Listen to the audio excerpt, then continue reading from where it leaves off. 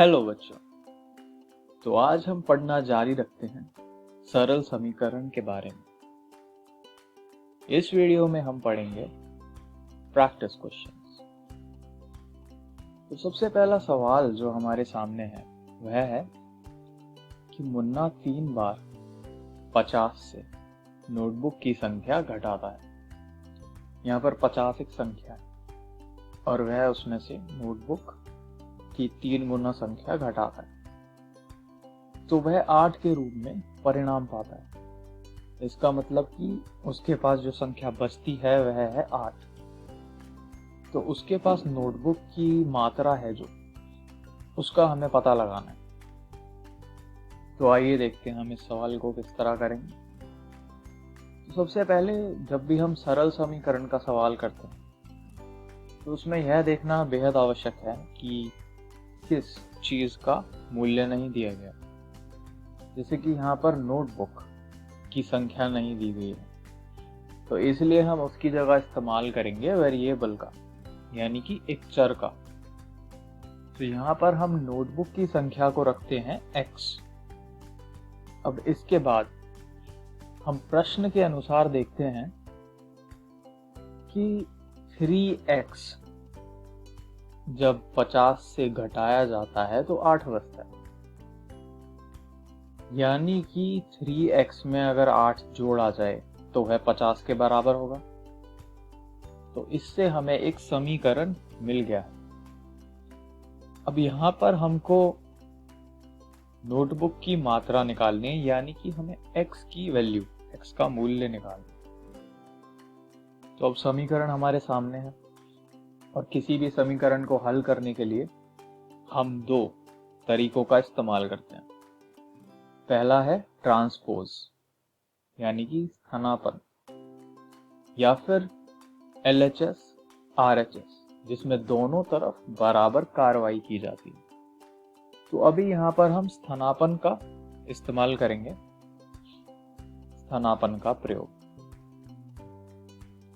तो स्थानापन्न को ट्रांसपोज कहा जाता है। ट्रांसपोज मतलब किसी भी संख्या या चर की स्थिति बदलना, और जब उसकी स्थिति को बदला जाता है तो उस पर जो ऑपरेशन किया जा रहा है वह पलट जाता है। तो आइए देखते हैं। तो यहाँ पर हमने -8 को स्थानापन्न कर दिया राइट हैंड साइड पे, जिससे हमें मिला 3x बराबर 42। अब हम यहाँ पर 1/3 को स्थानापन्न करेंगे राइट हैंड साइड पर, जिससे हमें मिलेगा x बराबर 42/3, और इसी से हमको x का जो मूल्य है वह मिल जाए। तो x का मूल्य यहाँ पर हमको मिला है 16। तो इससे हम यह कह सकते हैं कि जो उसके पास जो नोटबुक की संख्या है वह 16 है, यानी कि उसके पास 16 नोटबुक। तो आइए चलते हैं दूसरे सवाल की तरफ।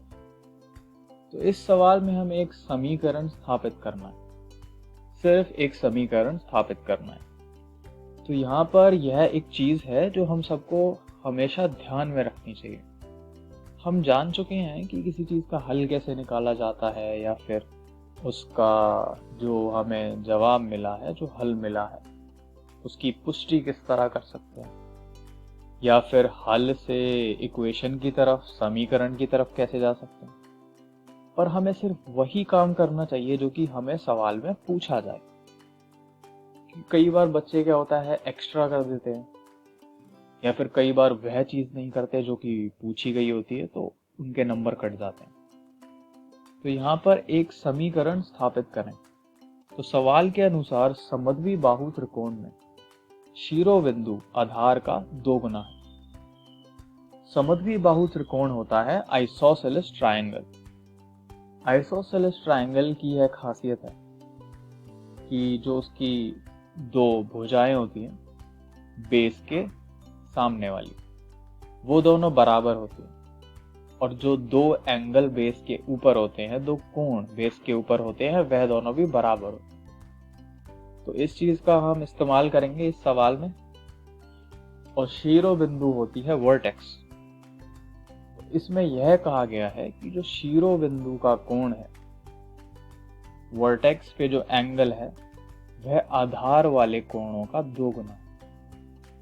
अब जो आधार कोण है उसको हम b द्वारा दर्शा सकते हैं, और जो त्रिकोण है उसके कोणों का योग 180 डिग्री होता है। तो इससे हमने समझा कि एक समद्वि बाहु त्रिकोण में आधार पर कोण बराबर हो। अब प्रश्न के अनुसार विपरीत कोण b का 2 गुना है। तो यह एक त्रिकोण है हमारे सामने, और इसमें आप देख सकते हैं कि इसके 2 बेस के सामने वाली जो साइड्स हैं वह बराबर, इसलिए हमने उस पर वह निशान लगाया। अब हम इन 2 कोणों को बोल सकते हैं b, क्योंकि यह बराबर होते हैं, और इनके सामने वाला कोण है 2b, जैसा कि यहाँ दे रखा है कि वह उसका 2 गुना है। तो अब इस दी गई जानकारी से हम सवाल में आगे बढ़ते हैं। तो हम सबसे पहले एक समीकरण स्थापित करेंगे, जो कि हमें यहाँ पर करना है। तो जैसा कि हम जानते हैं कि जो कोणों का सम होता है, जमा होते हैं, तो वह 180 डिग्री के बराबर होता है, और इस तरह कोणों का योग 180 डिग्री के बराबर है। अब हम चलते हैं अगले सवाल की तरफ। समद्वि बाहु त्रिकोण में आधार कोण बराबर होते हैं। यह चीज हमने इससे पहले सवाल में भी देखी थी। अब यहाँ पर शिरोबिंदु 40 डिग्री है, यानी कि जो वर्टेक्स का एंगल है वह 40 डिग्री है, और हमें यहाँ पर त्रिकोण के आधार के जो कोण हैं उनका पता लगाना है। तो याद रखें, त्रिकोण के 3 कोणों का योग 180 डिग्री होता है। कोण A का दिया मूल्य है 40 डिग्री, और प्रश्न के अनुसार जो 3 कोणों का जो योग है वह 180 डिग्री के बराबर है।